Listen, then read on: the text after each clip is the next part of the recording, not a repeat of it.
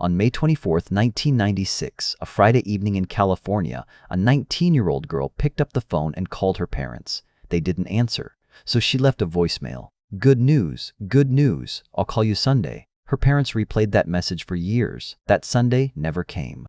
And to this day, they still don't know what the good news was. Her name was Kristen Smart. And before we talk about what happened to her, you need to understand just one thing about her. Kristen was the kind of person who moved through the world like nothing could stop her. She signed every email with the same line: live your life as an exclamation, not an explanation. She didn't just say it. London at 16, Venezuela as an exchange student, Hawaii the summer before college working as a lifeguard, spending her days in the ocean, 6 feet 1 inch tall. Quiet confidence, the kind that makes a person feel safe going places alone. And that, right there, is the first thing you need to hold on to. Because the same independence that made Kristen who she was, the same fire that pushed her to say yes to every adventure, was the exact quality that put her alone on a street at 2 a.m. on a night that changed everything. She enrolled at Cal Poly San Luis Obispo in fall 1995.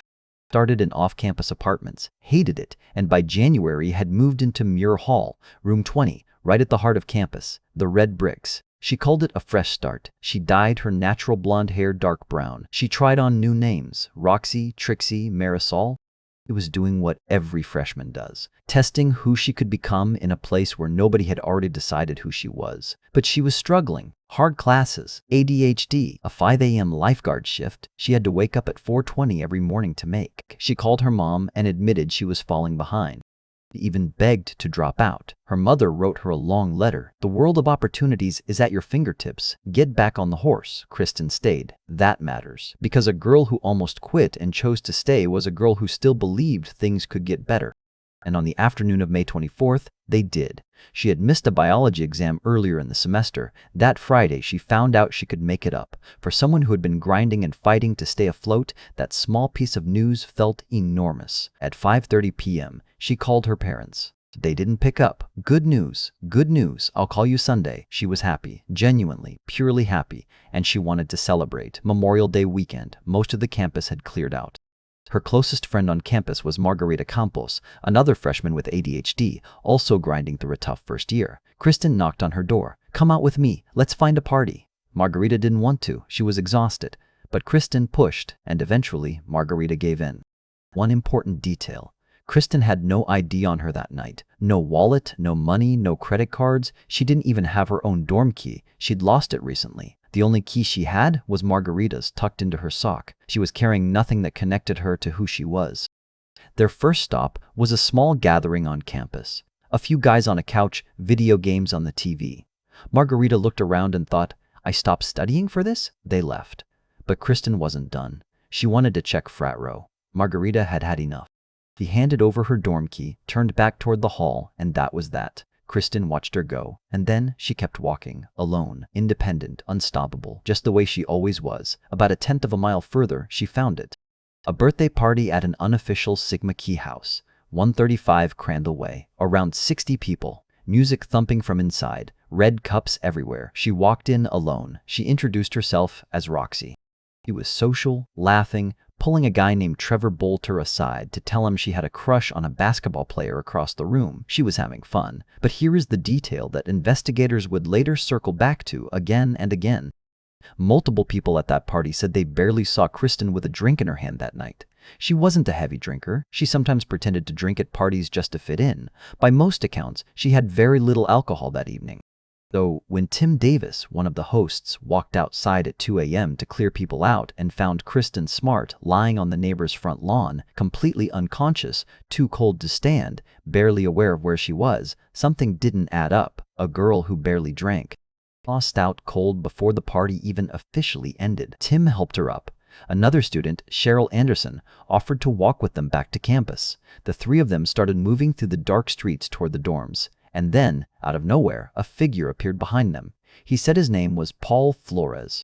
He said he was going the same direction. He stepped forward, put his arm around Kristen's bare waist, like he already knew her, and told Tim and Cheryl he could help. He didn't ask. He didn't wait. He just inserted himself. Live your life as an exclamation, not an explanation. That was Kristen's motto, her whole identity. But that night, someone else had already decided to write her story for her. And the most terrifying part, nobody at that party had been watching him all night. Stay with me. Because what happened in the next 40 yards changed everything. 40 yards. That is the exact distance between Paul Flores's dormitory and the front door of Kristen's building. Not a mile, not a dark highway, 40 yards, on a flat, lit path, a walk that takes less than 30 seconds. He never made it. Here is Paul Flores's official story. He walked Kristen as far as his own dorm, Santa Lucia Hall. He stood there. He watched her walk the remaining 40 yards to Muir Hall on her own. He saw her go inside. He went to his room. He went to sleep. Clean, simple, completely unverifiable. Because Tim Davis had already split off earlier, he had a car nearby and drove home. Cheryl Anderson had turned off toward her own dorm. He had watched Paul and Kristen disappear together down that dark path, Kristen barely able to stand, Paul's arm locked around her waist. After that, no witnesses, no cameras, nothing. That same night, Kristen was supposed to return Margarita's key. She never came back. By Saturday morning, Kristen's roommate Crystal returned and found Kristen's backpack sitting exactly where she left it Friday. Belongings untouched. It looked like nobody had slept there. Crystal told herself Kristen would turn up by afternoon. Afternoon passed. Evening passed. By Sunday, the silence wasn't just weird, it was deafening. Friends started asking around campus, "Has anyone seen her?" Every answer was the same, no. On Monday morning, they finally called campus police. "Please, our friend is missing." Campus police refused to take the report. They said Kristen had probably gone somewhere for the long weekend. Students do this all the time, they said. And then, in a detail that is almost impossible to absorb, they suggested she might have gone to Hawaii, because she loved Hawaii. A girl with no packed bags, no clothes taken, no wallet, no ID, no money, no credit cards, had spontaneously booked a flight to Hawaii for the weekend. That was the official position of the campus police. Her friends tried local police next. Same response. No urgency, no report, no movement. Time was running out, and Paul Flores knew exactly how much of it he had. Inside the Smart family home, the hours were passing very differently. Stan and Denise had expected their Sunday call. It didn't come. They told themselves she got busy, she forgot. Then campus police called them, asking if Kristen was home with them. Denise Smart said later, "That's when a mother's instinct kicks in and you say, 'This is not right,' because Denise knew her daughter. Kristen had called every Sunday without fail. She would never travel without telling someone. This was not Kristen's behavior. The police tried to reassure her. She probably just forgot to check in, they said. They were telling a mother that her daughter, who left behind her wallet, her ID, her medication, her backpack, had simply forgotten to call.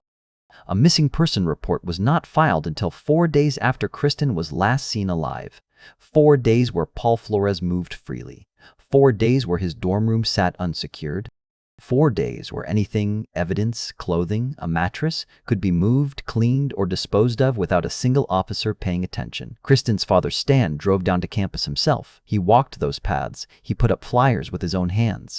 He and Denise had already accepted what should never have been necessary. If anyone was going to find their daughter, it was going to be them. There is one detail from Cheryl Anderson that never received the attention it deserved. On the walk home that night, before she turned off toward her own dorm, she had noticed how Paul was holding Kristen, not guiding her the way a helpful stranger would. He had his arm locked around her waist, keeping her close, keeping her moving, steering her. Cheryl felt uncomfortable enough to stay longer than she planned. She did not want to leave Kristen alone with him. She held on until she literally reached the door of her own building, at which point she had no real choice. She asked Paul to promise he would get Kristen safely to her room. He promised. Then she watched them disappear down the path together. That image stayed with her for decades. When investigators finally began speaking to people at the party, every single account pointed the same direction. The last person seen with Kristen Smart was Paul Flores. He walked her home. He was alone with her. And yet, Paul Flores was not formally interviewed for 6 days after she vanished. But here is what makes that even harder to accept. When investigators did finally write their initial incident report, this is what they chose to focus on. Smart does not have any close friends at Cal Poly. Smart appeared to be under the influence of alcohol on Friday night. Smart was talking with and socializing with several different males at the party. Smart lives her life in her own way, not conforming to typical teenage behavior. These observations are in no way implying that her behavior caused her disappearance. but they provide a picture of her conduct on the night of her disappearance. The police report spent more words describing Kristen's social life, who she talked to, how she behaved, whether she had close friends, than it spent on the one person who was alone with her when she disappeared. Flores was left completely unbothered for 6 days. Kristen Smart was reduced to a character judgment before she was even officially declared missing. When investigators finally brought Paul in, they noticed something immediately. Something that had no business being on his face 4 days after a birthday party. A black eye, deep, dark, obvious. They asked him how he got it. He said, basketball. His basketball friends said something different entirely, and that was just the first lie. That black eye had no business being on his face. Paul said basketball. His friends confirmed he had the black eye before the game even started. When pushed, he changed his story, said he hit his eye on his steering wheel at 2 a.m. while removing a car stereo. A man, 5 feet 10 inches tall, somehow hitting his eye on his own steering wheel hard enough to bruise it deeply. He also had scratches on the back of his hand and rug burn on both knees. None of it added up. And when investigators pointed out the lie, Paul shrugged and said it was a small detail that didn't matter. But here is what investigators were starting to understand. This wasn't a man who made one bad decision on one bad night. This was a man who had been practicing for years, hiding in plain sight, doing exactly enough to make people uncomfortable, but never quite enough for anyone to stop him. Paul Flores grew up in Arroyo Grande, California. His parents tried. But when Paul was in middle school, he attacked another student so violently that the boy ended up hospitalized for an extended period. The court recommended anger management. His parents declined. They did not believe their son needed it. That was the first time someone looked at what Paul Flores was capable of and chose to look away. It would not be the last. By high school, Paul had no friends, not one. His parents were so concerned about his isolation that they bought a pool table, hoping neighborhood kids would come over, hoping their son would find his place. Nobody came. Paul graduated without a single close friendship. His classmates didn't just ignore him, they actively avoided him. The nickname they gave him, Scary Paul, wasn't a joke. It was a warning passed between them in hallways. He got into Cal Poly not because of his grades. He was failing food science, a D- by his own academic record. He got in because the university gave preference to local applicants. That was the only reason he was there, and at college, without the social structure of a hometown to contain him, his behavior began to escalate. Paul's pattern with women followed 3 distinct stages. Not random, not impulsive, a system. Stage 1 was access. He would show up to parties uninvited every weekend. He wasn't there to socialize. He was there to find someone vulnerable. He would drink alone in his dorm room first, then wander campus until he found a gathering with women in it. Stage 2 was pressure. Once he identified someone, he wouldn't approach directly. He would insert himself, make physical contact without asking, a hand on a shoulder, an arm around a waist. If a woman pushed back, he wouldn't leave. He would follow her across the room and try again. Multiple women at Kristen's party that night reported exactly this. Cheryl Anderson's friends had a name for him long before that night. They called him Chester the Molester. That nickname didn't come from one incident. It came from a pattern so consistent that women on campus had begun warning each other about him as routine. Stage 3 was isolation. 5 months before Kristen disappeared, December 1995, Paul climbed the exterior trellis of an apartment building in the middle of the night and attempted to get onto a female student's balcony. She saw him. She called the police. Officers came, told him to get down, and sent him home. No charges. No follow-up. 3 women in that same building later reported Paul had been calling them repeatedly, harassing them, refusing to stop. Nothing was done. This is what hiding in plain sight looks like. He was doing everything in the open, and the system kept looking the other way. At the party on May 24th, Paul's behavior followed the same pattern, accelerated. He showed up uninvited. Tim Davis witnessed a loud crash and turned to find Paul on the ground on top of Kristen. When Trevor Bolter came out of a side room where he'd been talking to Kristen, Paul was standing directly outside the door, immediately interrogating him about what had happened inside. On the walk home, Paul repeatedly told Cheryl to go ahead without them. He didn't want a witness. And even at the moment Cheryl finally left, he asked her for a kiss. She said no. He asked for a hug. She said no again. And then she watched him walk into the darkness with Kristen. When Paul was interviewed on June 19th, 4 weeks after Kristen vanished, he told the investigator he needed to leave early. He had somewhere to be. The investigator asked twice before Paul finally answered. He said he needed to go clean up some concrete at his mother's house. Investigators didn't think much of it. They didn't know yet that Paul's mother, Susan, lived at a completely different address, not with his father, Reuben. That detail, that connection, would take years to fully understand. His roommate Derek, back from a holiday weekend, had heard about Kristen's disappearance. He asked Paul, half joking, "What did you do with her?" Paul looked at him and said, "She's at my house, having lunch with my mom." Derek thought it was strange. He mentioned it to investigators.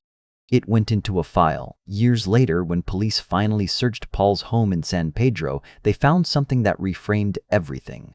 On his computer was a folder containing videos, at least 10 different women, all unconscious, all filmed without their knowledge. Paul used incapacitating substances to exploit vulnerable individuals without their consent. The folder had a name. He called it practice. Not a mistake, not a moment of weakness. Practice, as in he had been rehearsing.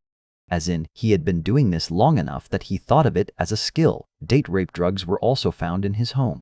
Multiple women who encountered Paul in the years after Kristen's disappearance came forward with the same story. A drink that tasted strange, waking up somewhere unfamiliar, piecing together what had been done to them. Kristen was not the first. The evidence makes that unmistakably clear.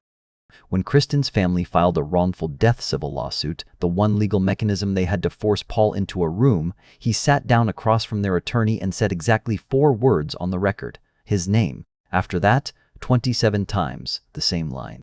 On the advice of my attorney, I refused to answer that question based on the Fifth Amendment of the United States Constitution. His family's names, his address, whether he had ever been to Cal Poly. 27 times. Silence. And then, sensing the walls beginning to close, Paul Flores tried to enlist in the United States Navy. He wanted out of California, out of reach, out of the story entirely. But Kristen's family got there first, and they made sure the Navy knew exactly who Paul Flores was. In 2014, 18 years after Kristen Smart vanished, there was a water leak in Reuben Flores' kitchen. A plumber came to fix it. The repair required access beneath the back deck. Reuben Flores refused to let him go under there. He let the leak go unrepaired. He let his kitchen stay damaged. Rather than allow one plumber for 1 hour beneath that deck, 18 years had passed, and whatever was under there still needed protecting. To understand why, you first need to understand a geography mistake that cost investigators everything. Paul's parents were separated in 1996. His father, Reuben, lived at his own property in Arroyo Grande. His mother, Susan, lived separately at her rental house on East Branch Street, about a mile away. Police assumed Susan lived with Reuben. They searched Reuben's property. They left the Branch Street house completely untouched. So when Paul told investigators on June 19th that he needed to leave the interview early because he had to go clean up some concrete at his mother's house, nobody in that room understood what he was actually saying. Not Reuben's house. A completely different address that had never been searched. By the time investigators untangled the geography, months had passed. That August, Susan put the Branch Street house up for rent and moved back in with Reuben temporarily. A young couple, Joe and Mary Lassiter, moved in that October. From their very first day, Susan pointed to an aluminum trash can outside. "Don't touch it, don't use it, someone will collect it." The next day, Reuben Flores arrived and took it away personally, a trash can, specific enough to warn new tenants about. Important enough for Reuben to drive over and collect himself. In the weeks that followed, letters began arriving at the Branch Street house, not addressed to the Lassiters, but to the Flores family. Strangers writing in, "You know what your son did. Come forward, tell the truth." Mary kept every letter. She created a file. And then, one morning, washing her car in the driveway, she noticed something near her front tire. An earring, small, silver, a turquoise stone set into the face, and on the back, a dark reddish smudge, a dried fingerprint in what appeared to be blood. Mary had seen Kristen's missing person posters around the area. She recognized the match. She put it in a small bag immediately. When investigators came to the property months later, they took it with them. It was never officially logged as evidence. It was placed in a desk drawer inside the sheriff's department and lost. When Kristen's family finally learned about the earring through their own civil attorney, they drove to the police department and demanded to see it. Investigators told them it was gone. A visual inspection had been conducted, they said, and the earring wasn't connected to the case. They didn't just lose her jewelry, they lost the only physical piece of Kristen that had fought its way back to the surface. But the earring wasn't the only ghost Mary Lassiter lived with in that house. Every morning, Consistently, reliably, long before the sun hit the California coast, the house began to speak. At approximately 4:20 a.m., Mary was woken by a beeping sound rising from the garden, faint, mechanical, cold, like a digital watch alarm going off beneath the ground. She and her mother searched the backyard at night. They crawled along the fence line. They pressed close to the soil. They never found it. After several months, the beeping stopped. Kristen Smart reported to her lifeguard shift at 5 a.m. every single morning. She would have set her watch alarm for 4:20 to be there on time. That watch, if it was hers, had been underground, counting out mornings she would never wake up for, until the battery ran out and the garden went silent. In the backyard of the Branch Street house, Joe Lasseter tried to grow flowers in a large planter box built against the back wall. The 3 smaller boxes grew fine, but the 4th, 6 feet long, 3 feet wide, killed everything he planted. He dug down to find out why. Beneath the soil was a solid layer of cement. A neighbor confirmed the planter boxes had been constructed during the summer of 1996, the same summer Kristen disappeared. That same neighbor remembered watching Paul Flores late at night with at least one other person digging in that backyard for approximately 5 hours. He watched them lower something into a hole, something wrapped like a rolled carpet, something so heavy it took 2 men to carry. He watched them cover it with dirt. He watched them pour concrete over the top. A garage was later built directly over that spot, blocking all access from the backyard to the driveway. The Flores family's behavior across the years that followed was not the behavior of people with nothing to hide.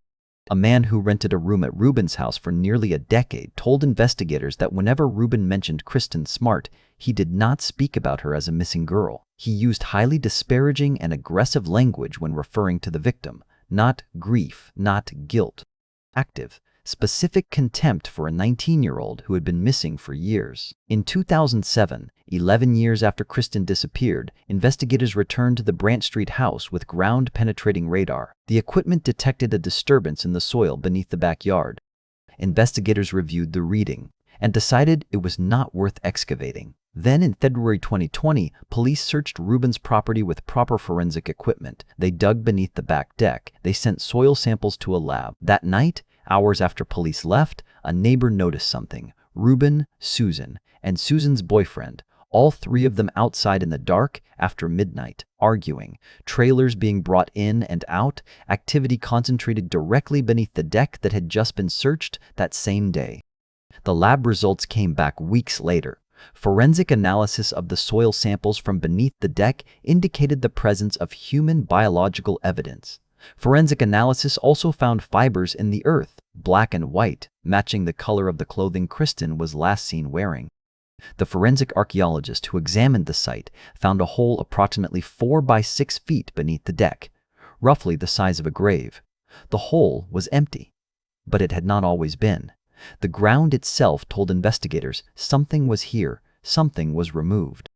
By this point, the evidence was strong. The picture was clear. And yet, without a body, without that final definitive link, prosecutors hesitated. That hesitation would last until one man with no law enforcement background, no journalism degree, and no official authority decided he had waited long enough. Chris Lambert had driven past Kristen's billboard thousands of times. He had grown up 8 miles from Cal Poly, and that smiling photograph, the reward offer, the phone number, had been part of the landscape of his entire childhood. In 2019, working as a CBS News consultant and musician, he finally searched the case properly. What he found wasn't a mystery. It was a verdict the system had refused to deliver. One suspect, 23 years, no arrest. He told his girlfriend, half joking, "I think I'm going to solve this." Then a friend, a writer who had grown up nearby, sent him an email that made the joke feel suddenly serious. "I can't believe I never told you. I went to high school with the guy who walked her home that night. We all called him Scary Paul." On September 29, 2019, he launched a podcast called Your Own Backyard. He was not a detective. He had no subpoena power. He could not compel a single person to speak to him. What he had was a microphone and one question he kept asking publicly, week after week: what actually happened to Kristen Smart? The first episode streamed nearly 75,000 times in a single day.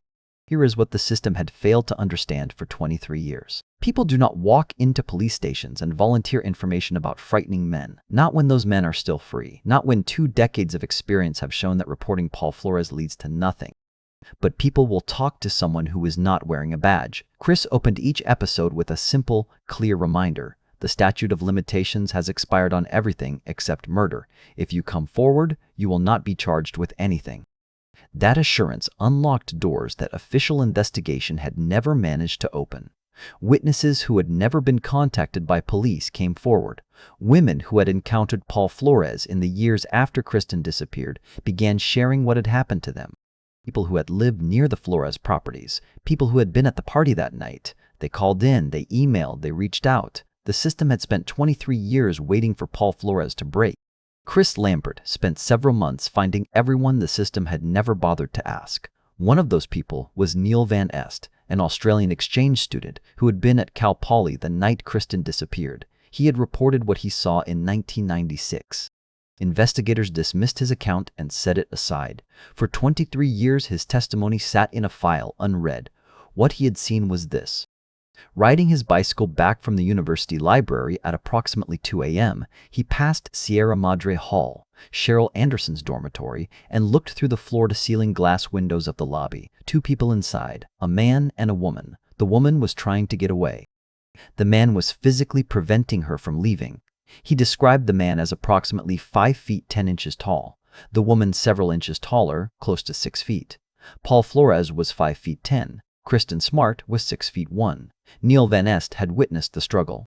He had tried to report it. And for 23 years, nobody listened. After the podcast aired, police reopened his testimony. This time, they acted on it. But the testimony that cracked this case open completely came from a woman named Jennifer Hudson. He had been 17 years old in the summer of 1996, just weeks after Kristen disappeared. She was at a skate park with a group that included Paul Flores when a radio bulletin came on about the ongoing search for Kristen Smart.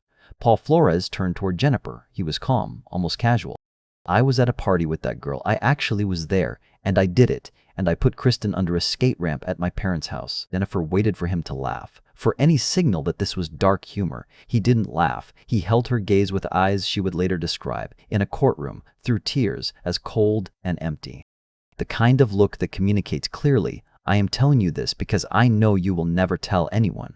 She was 17. She was frightened. She eventually bought a gun, genuinely afraid that Paul Flores might decide she knew too much. She carried that secret for 23 years. It was only when a friend told her about your own backyard, and she heard Chris Lambert explain that witnesses were protected, that she finally made the call. A 17-year-old girl had been sitting on a confession for over 2 decades, not because she didn't want justice, but because the system had never given her a reason to believe that coming forward would lead to anything except danger. The podcast also made the Flores family nervous in ways investigators could now use. In 2019, police obtained a court order to monitor Paul's communications, citing the renewed public pressure. In the recordings that followed, they captured Susan Flores advising her son. Her words, recorded without her knowledge, I need you to listen to everything they say on that podcast so we could punch holes in it wherever we can punch holes. Maybe we can't. You're the one who can tell me. A mother, not grieving, not urging her son to come forward, strategizing, coaching, coordinating a response to a podcast. That recording confirmed what investigators had long suspected. This was never just Paul. This was a family that had spent 23 years managing the story together.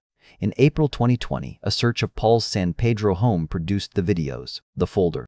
What was inside it? By early 2021, the case file had reached a threshold. On April 13, 2021, 25 years after Kristen Smart walked into the dark, 25 years after her parents left a voicemail unreturned, 25 years after a campus police officer suggested she had probably gone to Hawaii, law enforcement arrived at 2 separate addresses simultaneously. Paul Flores, arrested in San Pedro. Ruben Flores, arrested in Arroyo Grande.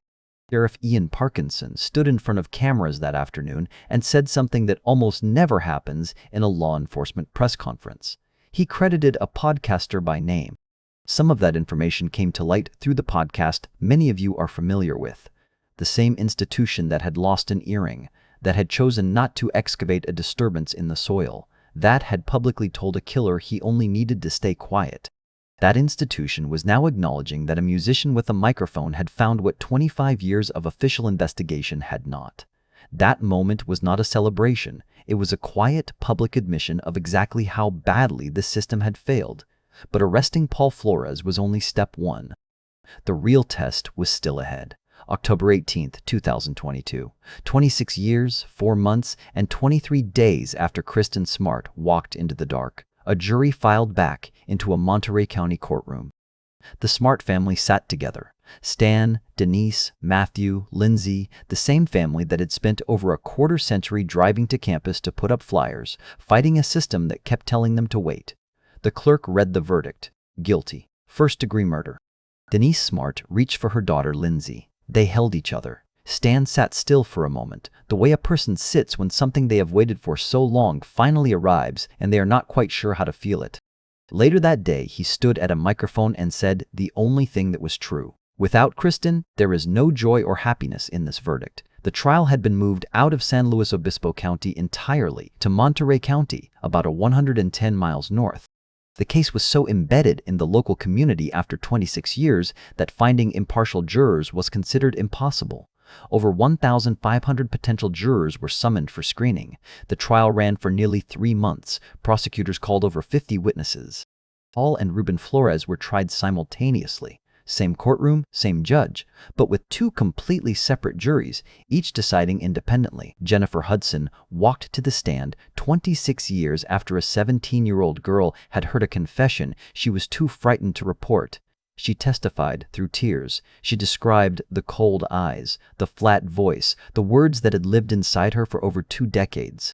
She told the jury that throughout her testimony, she had looked directly at Paul Flores every time she wasn't looking at her attorney. On some level, it was vindicating to sit up there and look him in his dead eyes, and for him to have to sit there and listen in silence. Several other women, referred to as Jane Does to protect their identities, also testified about what Paul Flores had done to them in the years after Kristen disappeared. They described being drugged. They described waking up somewhere unfamiliar. They described piecing together what had been done to them while unconscious. Prosecutor Christopher Pouvrel addressed them in his closing argument.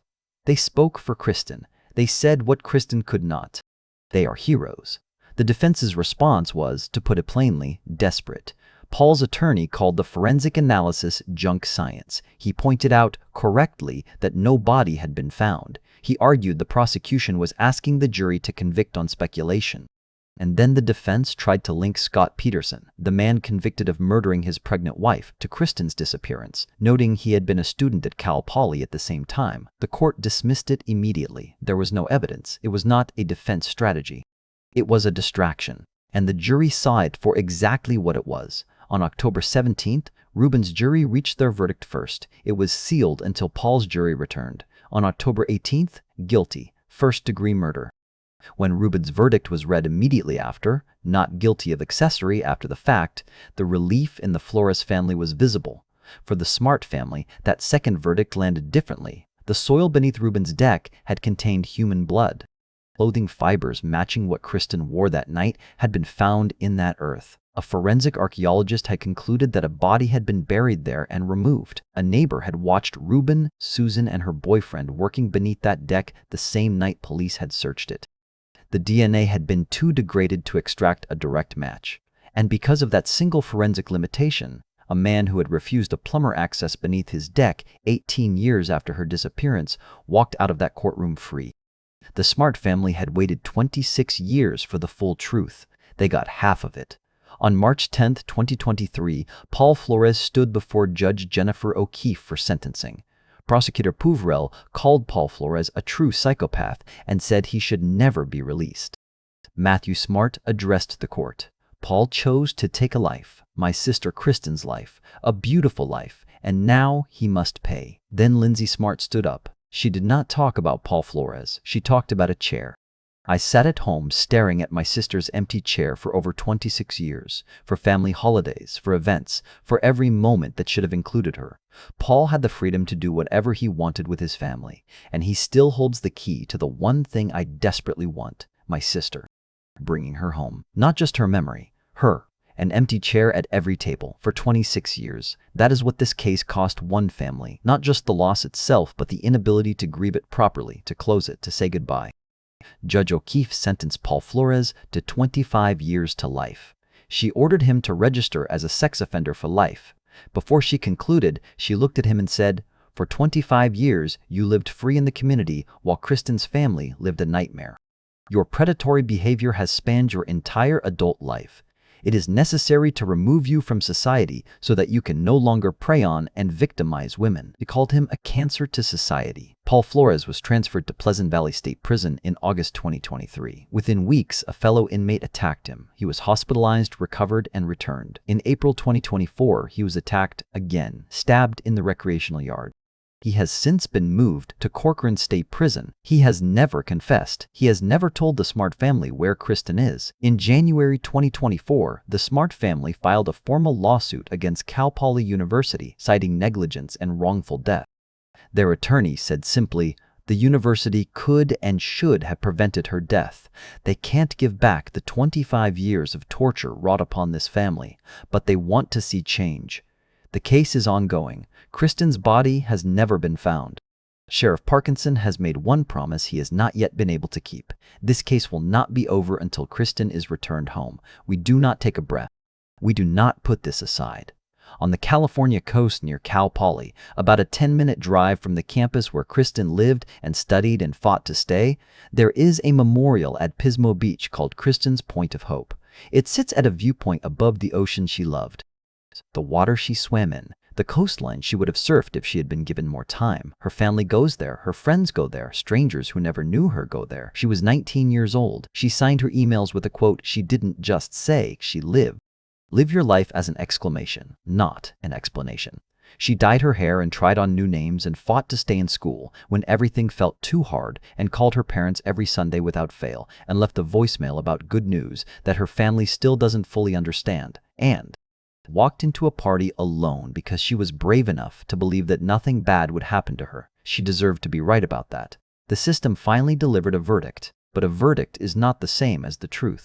And the truth, where Kristen actually is, what her family could finally lay to rest, is still out there somewhere. Paul Flores knows, and he has chosen every single day since May 25, 1996 to keep that to himself. Kristen Smart lived her life as an exclamation point. After 26 years, the world finally stopped to listen. Do you believe Ruben Flores should have been convicted, given everything the ground beneath his deck revealed? If Chris Lambert had never stopped at that billboard, do you think Paul Flores would ever have been arrested?